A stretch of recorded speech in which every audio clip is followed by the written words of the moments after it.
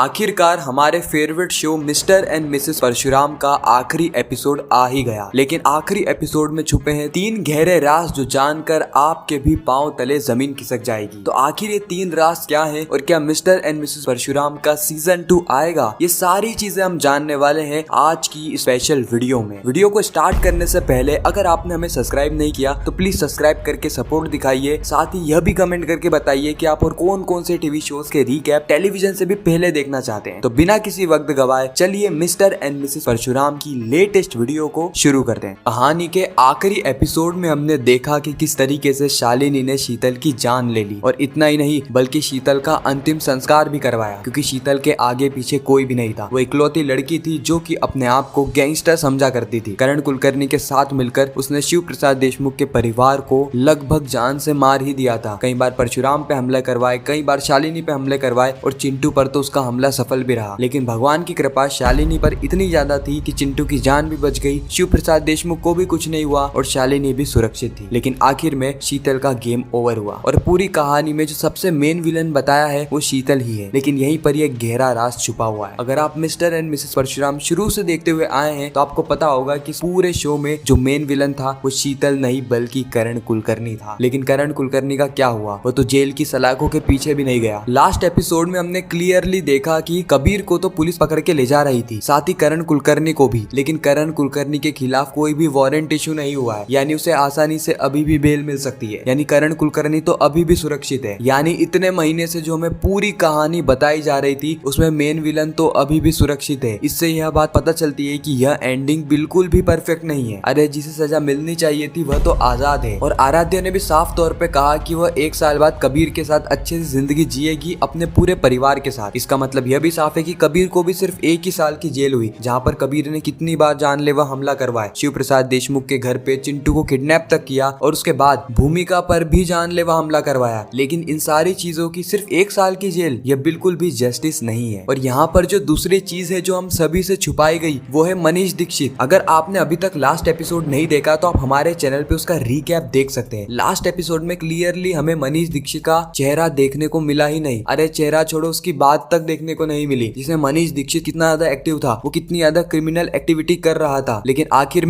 में उस पर बात भी नहीं आई। कम से कम मेकर्स उसको पछतावे में तो बता ही सकते थे कि उसे अपनी गलती का पछतावा हुआ, बिल्कुल आराध्या की तरह। इसलिए उसने शालिनी, शिव प्रसाद देशमुख सभी से माफी मांगी और हो सकता है कि करण कुलकर्णी के परिवार से रिश्ते नाते भी तोड़ दिए। लेकिन ऐसा कुछ भी नहीं हुआ। नम्रता गायब थी, आयुषी गायब थी, मनीष दीक्षित तक गायब था। इससे यह बात साफ पता लगती है कि मेकर्स ने बहुत जल्दबाजी में एंडिंग प्रिपेयर करी है। हो सकता है कि इन्हें 1 हफ्ते पहले ही नोटिस आया हो ऑफेयर का और 1 हफ्ते के अंदर इनसे जो कुछ भी बनता वह इन्होंने कर लिया। बट ये एंडिंग बिल्कुल भी परफेक्ट नहीं है। मनीष दीक्षित को तो सजा होनी ही चाहिए थी। करण कुलकर्णी के साथ मनीष दीक्षित और शीतल, चलो शीतल का तो गेम ओवर ही हो गया, वो तो सबसे सही साइड एंडिंग हुई। लेकिन मनीष दीक्षित और करण कुलकर्णी का क्या, जिसमें मनीष दीक्षित ही इकलौता ऐसा इंसान है जो कि पहले एपिसोड से लेके आखिरी एपिसोड तक हमें विलन के रूप में ही बताया गया है। उसने एक बार भी शालिनी का साथ नहीं दिया, एक बार भी नहीं। हमेशा शालिनी के लिए मुसीबतें ही पैदा करी है। तो उसको एंडिंग में सजा ना दिलवाना यह भी एक इनजस्टिस है। इस पे आपका कहना है कमेंट में जरूर बताना। और तीसरी और मोस्ट इंपॉर्टेंट थिंग, परशुराम की सच्चाई। पिछले 3 से 4 महीने से हम देखते हुए आ रहे हैं कि परशुराम की सच्चाई को लेकर कितना सस्पेंस बनाया गया। अरे 3 से 4 महीने छोड़ो, जब से शो स्टार्ट हुआ है तब से हमें यही बताया गया है कि शिव प्रसाद देशमुख परशुराम है, एक स्पेशल एजेंट है, अंडरकवर एजेंट है, जिससे पूरा अंडरवर्ल्ड थर थर कांपता है। यह एनकाउंटर स्पेशलिस्ट भी है। लेकिन इसकी सच्चाई सभी लोगों से छुपी हुई है। मुझे ऐसा लगा था कि जब इसकी सच्चाई रिवील होगी ना तो सभी लोगों के पांव तले जमीन खिसक जाएगी। लेकिन सिर्फ 4 से 5 मिनट में ही इसकी सच्चाई रिवील भी कर दी और कुछ खास रिएक्शन भी नहीं आया। करण कुलकर्णी ने तो अपने मुंह से एक शब्द तक नहीं निकाला, कबीर को विश्वास तक नहीं हुआ और शालिनी, उसे तो प्राउड फील हुआ। इस तरीके से शिव प्रसाद देशमुख की सच्चाई सबके सामने नहीं आनी चाहिए थी। हो सकता था कि यहाँ पर कोई अलग ही ट्विस्ट डाल दिया जाए जिसके चलते सभी लोगों को ये पता चल जाए और उसके बाद शिव प्रसाद देशमुख शालिनी से माफी मांगे कि उसने 11 साल तक अपनी असली सच्चाई शालिनी से छुपाई। इस तरफ शालिनी की भी असली सच्चाई परशुराम को पता लगे और इनका कोई ना कोई कनेक्शन निकल जाए। तभी तो शो का नाम था मिस्टर एंड मिसेस परशुराम, नहीं तो मिस्टर परशुराम भी हो सकता था। लेकिन मिसेस भी यहाँ पे ऐड किया। इसका मतलब जब शो को स्टार्ट किया गया था, जब मेकर्स के दिमाग में यह बात साफ थी कि शालिनी को भी परशुराम ही बनाना है, बस मिसेस परशुराम बनाना है। लेकिन आखिर में उसे एक इंटेलिजेंस ऑफिसर बता दिया गया। तो यह भी कहानी की एंडिंग बिल्कुल भी सही नहीं थी। यह वो 3 चीजें थी जो कि हमसे छुपाई गई और हो सकता है कि ऑडियंस को यह एंडिंग बिल्कुल भी पसंद नहीं आया। खैर आपको कैसी लगी कमेंट सेक्शन में जरूर बताना। और आप और कौन कौन से टीवी शोज के रीकैप टेलीविजन से भी पहले देखना देखना चाहते हैं वह भी कमेंट करना। बाकी मैं मिलता हूँ आप सभी से किसी नेक्स्ट इंटरेस्टिंग वीडियो में, जब तक के लिए गुड बाय।